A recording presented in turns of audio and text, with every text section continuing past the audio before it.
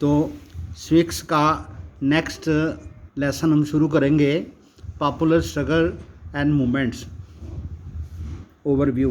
In the earlier chapters, we discussed why power sharing is important in democracy. राजनीति में जो लोकतंत्र में जो पावर शेयरिंग है क्यों महत्वपूर्ण है, ये हमने पिछले लेसन में पढ़ा. And how different tyres of government and various social groups share power. तो डिफरेंट टीयर्स ऑफ गवर्नमेंट जो होते हैं वो कैसे पावर को मतलब शक्ति को उनका संतुलन कैसे बनाए रखते हैं. In this chapter we will carry this discussion further and see how those who exercise power are constrained by the influence and pressure exerted on them. तो इसमें हम ये भी पढ़ेंगे कि जो पावर शेयरिंग करने वाले लोग होते हैं उन पर जब दबाव आता है तो वो दबाव को कैसे सहन करते हैं. Democracy almost invariably involves conflict of interest and view points. तो लोकतंत्र में हमेशा दूसरों के साथ आपके मतभेद होते हैं और हित जो होते हैं वो उनका टकराव होता है. These differences are often expressed in organised ways. तो ये जो अंतर होते हैं जो आपस में उनके भेदभाव होते हैं उनको हम ऑर्गेनाइजेशन के रूप में देखते हैं. Those who are in power are required to balance these conflicting demands and pressures. तो जो पावर में सत्ता में होते हैं उनको इन कॉन्फ्लिक्ट्स को संतुलन उनका बनाया मांगों का और दबाव का उनको प्रेशर का बैलेंस बना के रखना पड़ता है. We begin this chapter with a discussion of how struggles around conflicting demands and pressure shape democracy. तो इस पार्ट में हम ये पढ़ेंगे, डिस्कशन करेंगे कि जो संघर्ष होता है कन्फ्लिक्टिंग डिमांड्स के चारों ओर और प्रेशराइज होके उसकी वो लोकतंत्र में कैसे परिवर्तित होता है. This leads to an analysis of the different ways and organisations through which ordinary citizens can play a role in democracy. तो इसमें इसका विश्लेषण से हमें पता चलेगा जो डिफरेंट ऑर्गेनाइजेशंस हैं वो ऐसा होते हुए भी आम लोगों द्वारा कैसे संचालित होता है डेमोक्रेसी में, तो उनका रोल क्या होता है. In this chapter we look at the indirect ways of influencing policies through pressure groups and movements. तो इसमें हम ये भी पढ़ेंगे कि जो प्रेशर ग्रुप्स होते हैं वो कैसे राजनीति को बाहर से दबाव के द्वारा कैसे प्रभावित करते हैं. This lead us in the next chapter two the direct ways of controlling political power in the form of political parties. तो उसके बाद में अगले पार्ट में हम पढ़ेंगे कि पॉलिटिकल पार्टीज़ जो हैं कैसे राजनीतिक शक्ति को हासिल करती हैं.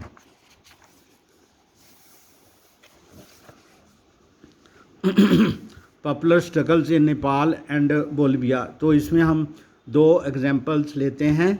Do you remember the story of Trump of democracy in Poland.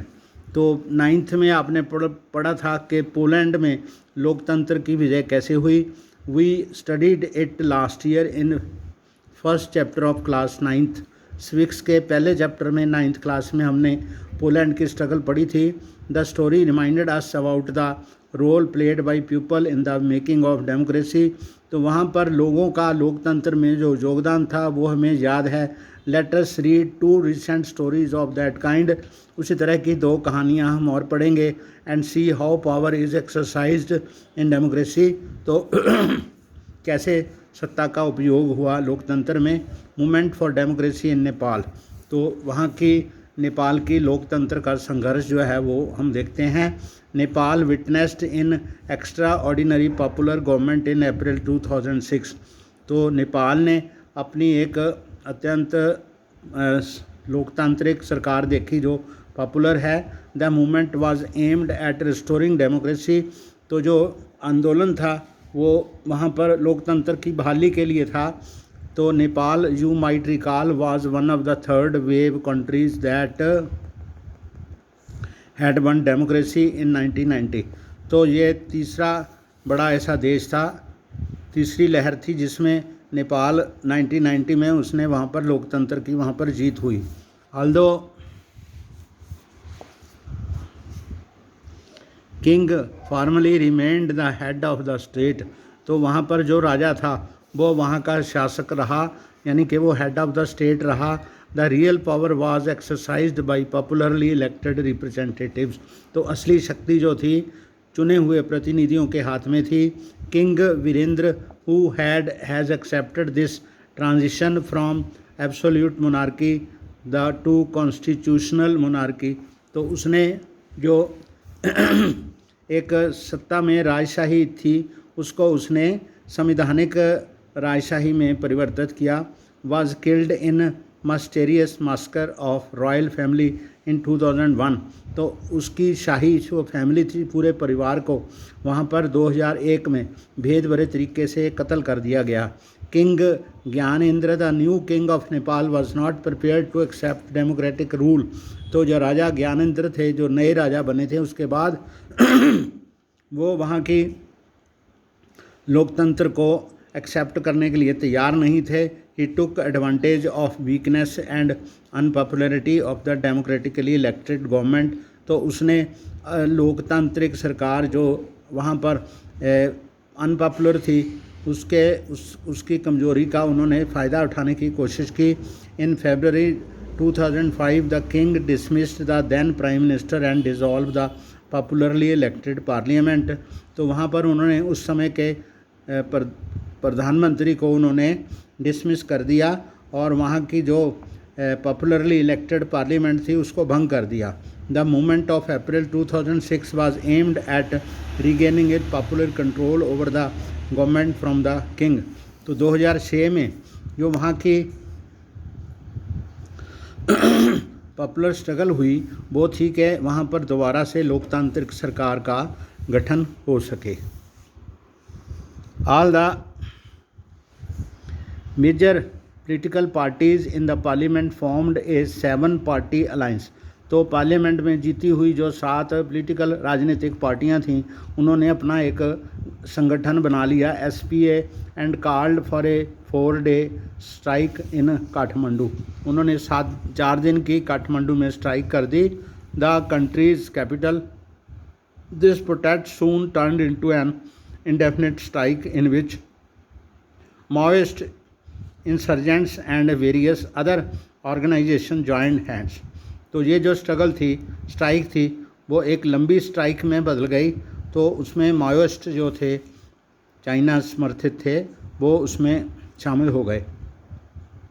People defied curfew and took to the streets, लोगों ने कर्फ्यू का उल्लंघन किया और वो गलियों में आ गए।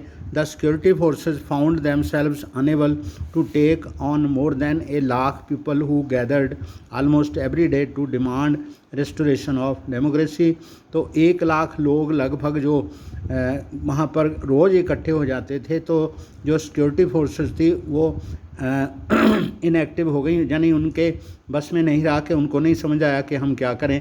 The number of protesters reached between 3 and 5 lakhs on 21 अप्रैल, 21 अप्रैल को जो प्रदर्शनकारी थे वो 3 से 5 लाख तक हो गए। And they served an ultimatum to the king, तो उन्होंने राजा को एक चेतावनी भरा अल्टीमेटम दे दिया। The leaders of the movement rejected the half hearted concessions made by the king, राजा ने जो आधे दिल से तो उनको रियायतें दी थी उन्होंने उसके लीडर्स ने उनको अस्वीकार कर दिया। They stuck to their demands for restoration of parliament, तो वो अपने पार्लियामेंट की रेस्टोरेशन मतलब उसकी बहाली के लिए डटे रहे। Power to all party government and new constituent assembly, वो चाहते थे कि एक नई कॉन्स्टिट्यूएंट असेंबली बने और ऑल पार्टी सरकार बने। On 24 April 2006 the last day of the ultimatum the king was forced to concede all the 3 demands, तो 2006 को 24 अप्रैल को राजा जो था उसको बलपूर्वक सभी शर्तें मानने को विवश किया गया। द SPA जो पार्टी 7 पार्टी की अलायंस थी 7 party alliance choose Girija Prasad Koirala as the new prime minister, उन्होंने गिरिजा प्रसाद कोइराला को नया प्रधानमंत्री चुना। Of the uncertain government the restored parliament met and passed laws taking away most of the powers of the king. तो जो नई वो पार्लियामेंट थी उसको बहाल किया गया और उन्होंने राजा की सारी शक्तियाँ जो थी वो लगभग छीन ली। The SP and the Maoist came to an understanding about how the new constituent assembly was going to be elected.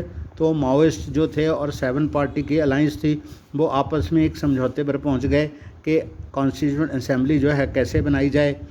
तो इन 2008 the monarchy was abolished and Nepal became a federal democratic Republic. 2008 में वहाँ से राजशाही बिल्कुल ख़त्म कर दी गई और नेपाल एक लोकतांत्रिक और फेडरल गवर्नमेंट बन गई। In 2015 it adopted a new constitution. 2015 में उन्होंने नया संविधान अपना लिया।